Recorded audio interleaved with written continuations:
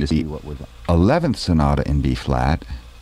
The 12th begins what I feel to be Beethoven's true experimentation now with the sonata form, which would lead through the greatest works in his career. To me, I would actually sacrifice the symphonies to hold on to all of the piano sonatas, if one had to do such a horrid thing.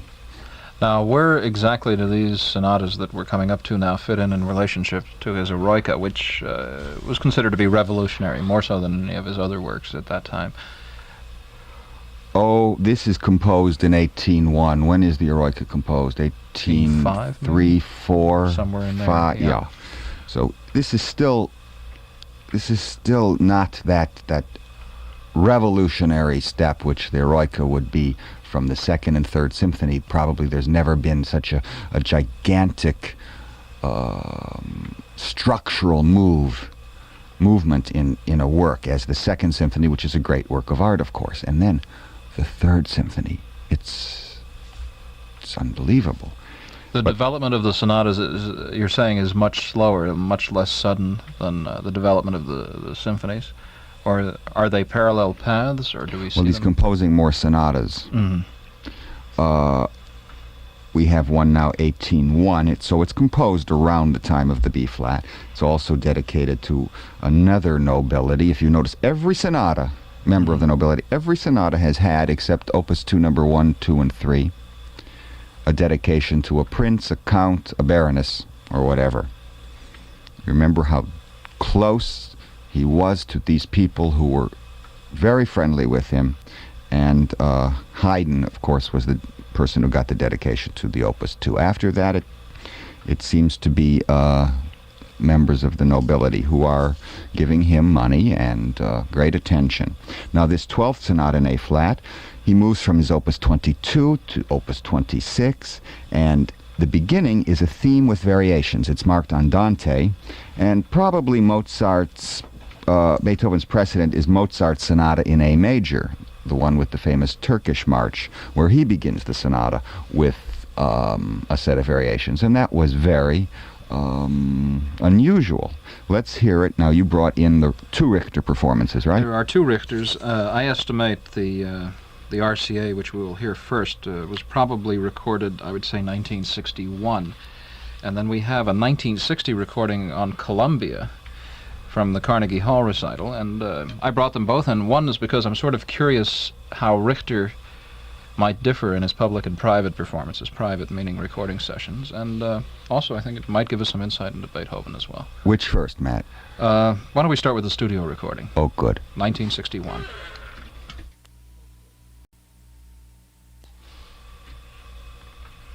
The theme with variations which open the A-flat sonata, a 4-movement work.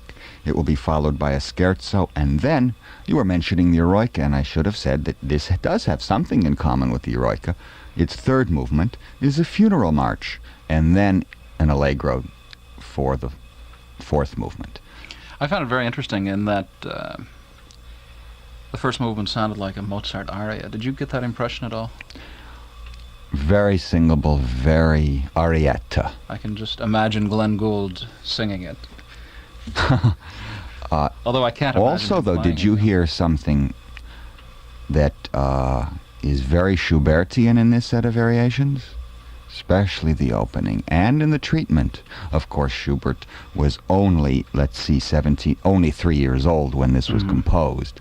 However, there is that kind of gentle lyricism. Chopin, one of the only sonatas that he would play would be this A-flat. It was very popular with the Romantics because of this set of variations. There's a very pompous funeral march, nothing like the withdrawn tragedy of the Eroica. My goodness, that's the greatest funeral march ever composed. This is a funeral march, this 3rd movement, which will it's an outward display. It's the funeral itself. It's not the interior of Beethoven's feelings about the funeral march. Well, let's hear the performance, because that was very bad, Matt. Yes, in my opinion, again. Okay. That was stiff and academic. Yesterday we heard Richter soaring like a bird in the B-flat. Mhm. Today we have him playing like a student. I didn't think so at all, but okay. Well, let's hear if the live performance sets him off.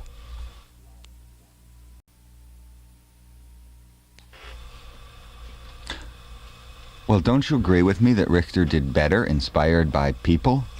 No, I agree. I thought the studio recording was very beautiful, but now I realize what you were saying, that he just turns on to an audience.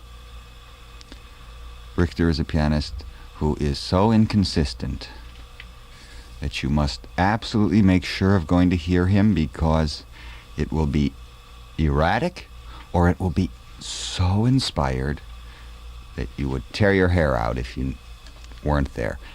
All right, now we have another Russian, Maria Grinberg.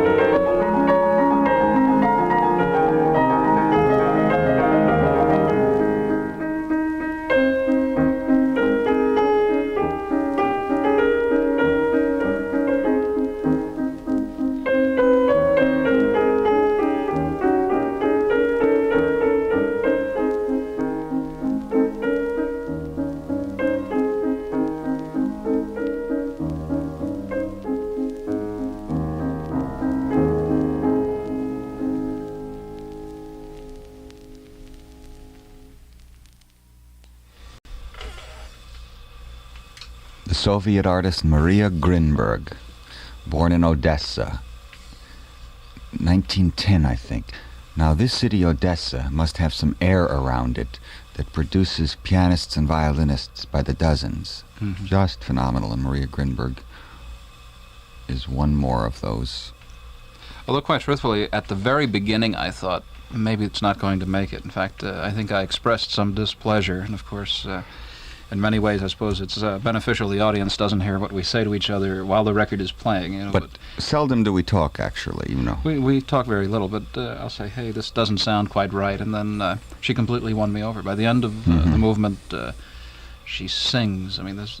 Well, as I said before, it sounds like a vocal piece. It sounds like a Mozart aria, and she makes it sing on the piano. And it's Schubert to me. It always reminds me of the set of variations, not thematically, of course, in Schubert's great four-movement A minor piano sonata. It's not an easy movement to begin a sonata with, because it's a set of variations. It's a long work, and being exactly what you said, so singing and so cantabile, that also there's great humor in it, Matt. And it's difficult to find the exact tempo.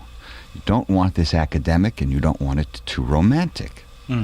Let's try a performance now.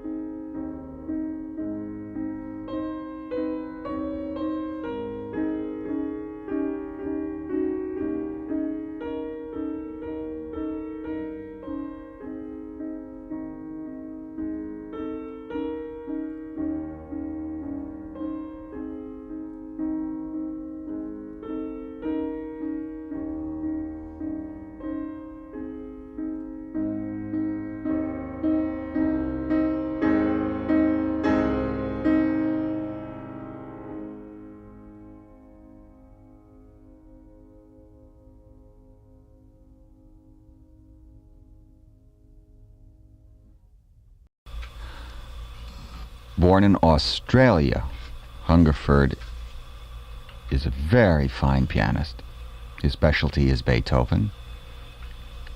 He's also a very interesting man. I hear that he's an expert on Egypt and lectures on Egypt and a few esoteric aspects of that civilization. And he is still in the process, I think, Hungerford, of recording all 32 for the Vanguard label. Mm-hmm.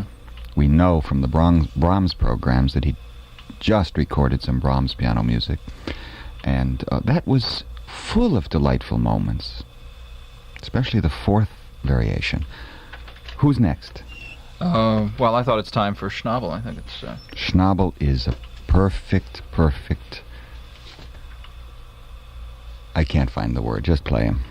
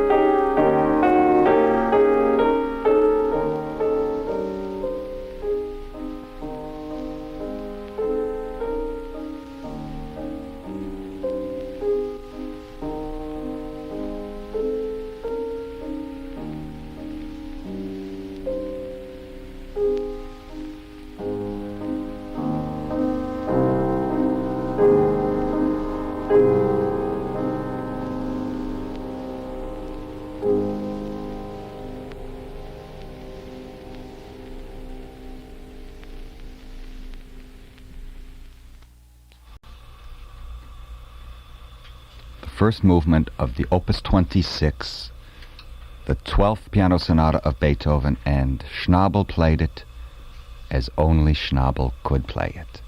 And he instantly found the tempo, the balance between warmth, and yet it was classical, yet it was romantic, but most importantly, you could not take your ear away from a phrase, this compelling thing that Schnabel had.